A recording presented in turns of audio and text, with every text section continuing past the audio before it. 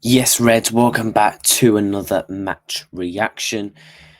As you can tell, a different setup. Well, I'm in a different setup. I haven't got my mic with me. I do apologise if the audio isn't too great, but I wanted to get this match reaction out for you today.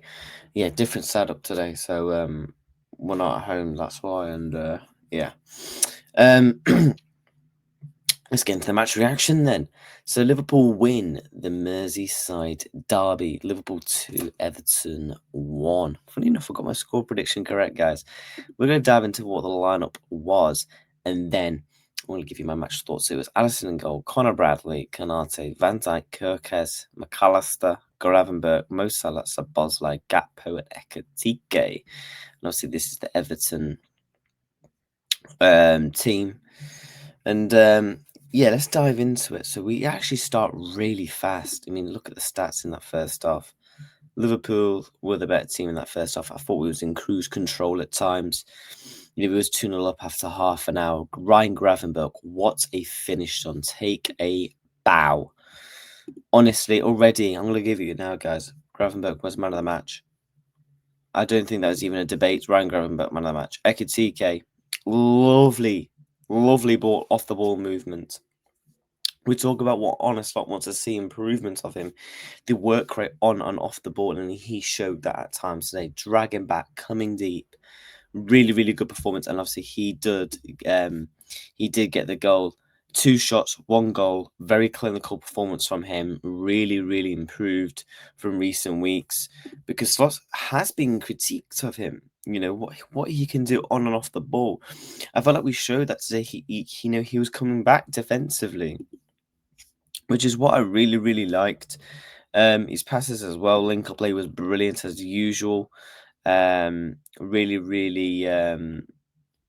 good performance from him. Mo Salah also got the assist for the for the Ryan Gravenberch goal. So obviously he also picked up an assist today for Mo Salah.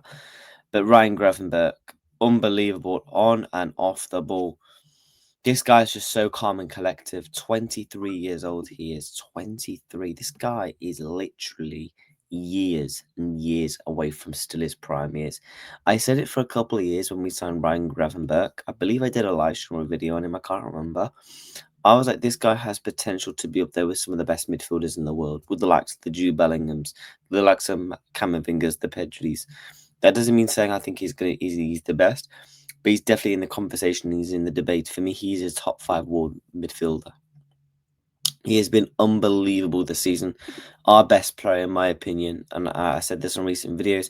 My top 3 is Ryan Gravenberch, Szoboszlai, and Virgil van Dijk, who have been our best players so far this season. Another quality performance, picking up a goal and an assist. Really love that from Ryan. We go on to the left-hand side. Cody Gakpo didn't really do much. Again, Cody Gakpo can go through these sort of games where he just doesn't really get involved. He tried to get on the ball, tried to create a couple of chances, just didn't really come off, wasn't really at it. Alexis McAllister. We need to have a chat about McAllister. And is it a concerning McAllister's form? Because I don't think he was great in the 60 minutes he played today. I'm not going to judge McAllister just yet, mainly due to the fact of I've seen how good McAllister is for my football club, and I've seen how good he is for Brighton and for Argentina. I'm not going to come on here and give him absolute loads of stick, because ultimately this guy is coming back off a really weird injury in terms of just knackered and fatigued. So I think it's going to take him a bit of time to really get back up to speed. And plus, when you're changing your midfield, 1 minute it's Szoboszlai in the 10, then it's next it's Florian Wirtz. The tempo in the midfield is kind of changing for him, especially when you're trying to build up match fitness. Yeah, I suppose it can be quite difficult for you. Bradley today at right back, he was okay. Improved performance from him. Kanate and Virgil van Dijk, I thought were good. Again, despite conceding the goal, Kamilus Kirkis put his best performance in the Liverpool shirt. Very well matured, controlled, good defensively, good going forward. No rash tackles, nothing too just stupid. Like, why are you doing that? Really good matured performance from Milos Kirkis. And I've been saying that. That's all he needs to do. Use maturity, use a bit of IQ.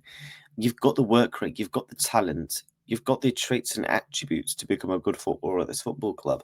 All you need to do is put your head down, work hard, and just don't get involved. And to say he did that in a Merseyside derby, his derby debut, really, really happy and proud of him. Alisson didn't really have much to do again.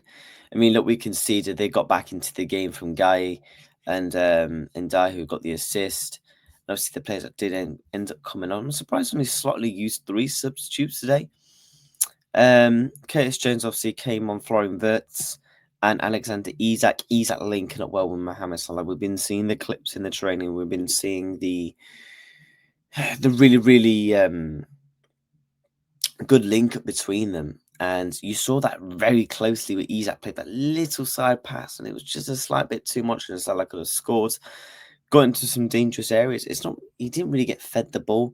He was trying to drop deep and win the ball back at times in his 25-minute cameo. Florian Wirtz, got another solid 30 plus minutes. Again, look, was it an absolute world-class performance from Florian Wirtz? No. Was it better than the Athletic Madrid performance? No. Did he get booked? Yes. But that's ultimately really have to say on him. I thought he would have brought on someone like an Endo or maybe a Robertson just to see up shop. But, hey, saving his place for midweek. I'm assuming all these players are going to start in midweek. You're going to see your Maradashvilis, your Robertsons, your Frimpongs, your Gomez's, your Endos, and your Ngamoas. But no, I'm really, really proud of the Reds.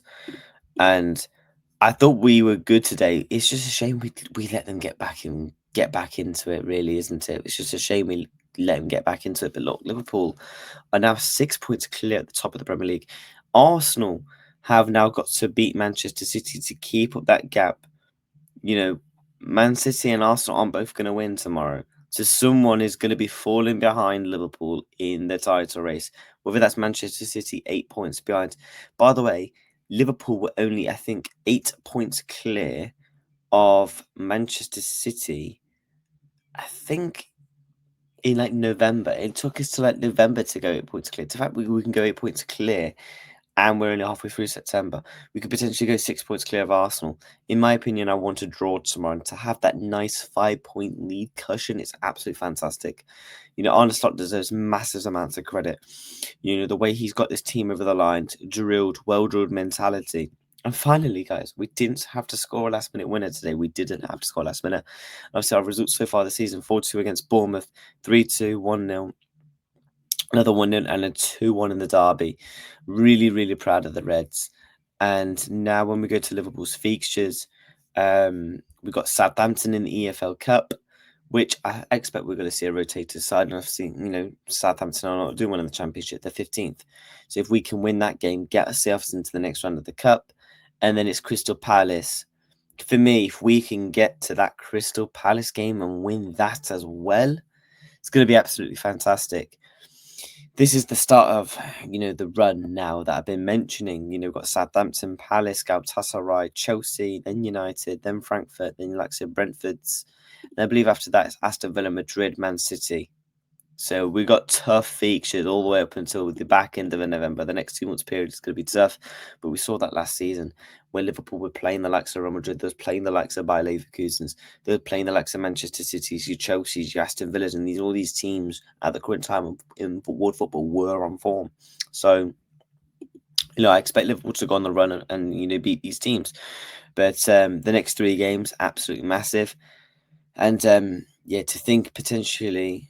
we won 5 games. We won in the Champions League, and if we can beat Southampton, what a start to the season it's been from a results-based purpose. This is Arne Slot's best season so far at Liverpool. I know this is only his second full season, but at this moment in time, Liverpool didn't win their first 5 games. I don't think Liverpool won 5 games in a row under Arne Slot. I might be wrong, because I don't think we've won 5 in a row under Slot. I'll have to fact check that. But Liverpool do get that win over the line in the derby. And look, I said in my preview it would be tough, hence why I predicted a 2-1. Everton have been well drilled, well organised so far for them. And, to still pick up 7 points, to be in 7th place, I'm sure Evertonians will be taking it. But Merseyside is red today. and Liverpool win the Merseyside derby, and they will now face Crystal Palace away. If we can beat Crystal Palace, this team is well on its way to win back-to-back Premier League titles. Thank you so much for watching the match reaction. Smash the like, subscribe to the channel. Take care. I'll see you all very soon.